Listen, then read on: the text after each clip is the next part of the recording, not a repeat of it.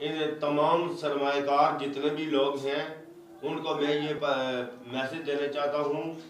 राजा फारूक हैदर साहब, ये मैं ज़िला कोटली और गाँव बुरमौज का रहने वाला हूँ। ये मेरा बाजू काटा हुआ है और ये मेरे छोटे छोटे बच्चे हैं और ये मेरे छोटे छोटे बच्चे हैं और ये छोटे छोटे बच्चे हैं। ये ज़ेर तालीम है और अभी आज मेरे पास कुछ भी नहीं है खाने पीने के लिए, तो आप मेहरबानी करें। मैं फेरी का काम, एक बाजू के साथ फेरी का काम करता हूँ। अभी फेरी भी नहीं मुझे कोई करने देता क्योंकि दफ़ा 144 है, सब ट्रांसपोर्ट कारोबार लोगों के ठप हुए हैं।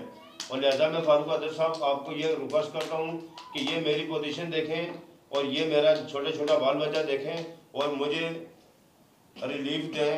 और अगर मैं रिलीफ का हकदार हूँ तो मुझे रिलीफ दें। मैं बरमौज का रहने वाला हूँ, ज़िला कोटली। तो मैं जितने भी सरमाएकार लोग हैं मैं उनको कहता हूँ कि आप मुझे रिलीफ दें और ये मेरा